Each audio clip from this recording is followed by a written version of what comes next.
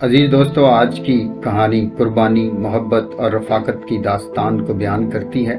बाज़ औक़ात सबसे गहरी मोहब्बत वो होती है जो दर्द में कही जाती है, और सबसे अजीम ताल्लुक वो होता है जो कुर्बानी से जन्म लेता है। आइए कहानी की तरफ बढ़ते हैं। आसमान पर अंधेरा छा रहा था, हवाएं खामोश थीं और फिजा में एक संजीदा खामोशी फैली हुई थी। यीशु मसीह सलीब पर लटके हुए थे, जख्मों से चूर, कांटों का ताज सर पर, जिस्म खून में डूबा हुआ।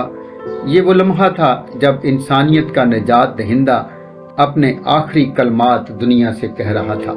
इस हुजूम में जहां कुछ लोग तमाशा देख रहे थे और कुछ मजाक उड़ा रहे थे, वहां एक छोटा सा वफादार काफिला भी मौजूद था।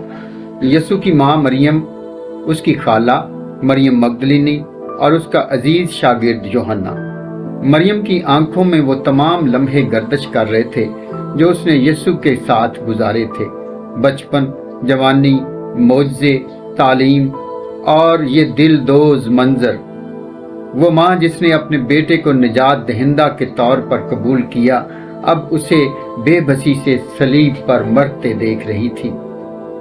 तब यीशु ने अपने जख्मों और दर्द के बावजूद अपनी माँ की आंखों में झांका, उसकी तकलीफ को महसूस किया और मोहब्बत के अजीम तरीन जज्बे के तहत फरमाया, ऐ औरत, देख ये तेरा बेटा है। फिर यूहन्ना से कहा, देख ये तेरी माँ है।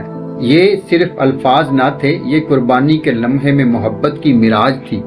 यीशु ने अपनी माँ को अकेला ना छोड़ा। वो जानता था कि वो जा रहा है, मगर अपनी माँ के लिए एक नया बेटा, एक नया सहारा दे गया। यूहन्ना ने अपनी जिम्मेदारी फौरन कबूल की। उसने मरियम को अपनी माँ जाना और उस दिन से उसे अपने घर ले गया। एक नया खानदान जन्म ले चुका था, ना खून से बल्कि मोहब्बत, खिदमत और ईमान के रिश्ते से। इस कहानी से हमें ये पैगाम मिलता है कि मोहब्बत सिर्फ अल्फाज से नहीं, अमल से ज़ाहिर होती है।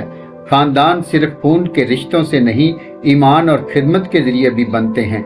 दुख के लम्हे में भी हम दूसरों के लिए बाइसे बरकत बन सकते हैं।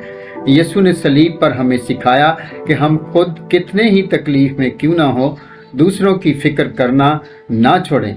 वो हमें ये भी सिखाता है कि बिखरते रिश्तों को कैसे जोड़ा जा सकता है, हत्ता के मौत के दरवाजे पर भी। अगर आप टूटे हुए हैं, तन्हा हैं या दर्द में मुब्तला हैं, तो याद रखें, यीशु सलीब पर भी आपका ख्याल रखता है और आज भी रखता है। आप अकेले नहीं हैं। उसने यूहन्ना को मरियम के लिए दिया और वो आज भी हमारे बोझ उठाता है। आपका दर्द मकसद रखता है, और अगर यीशु सलीब पर मोहब्बत दिखा सकता है, तो हम भी दुख में दूसरों के लिए चिराग बन सकते हैं।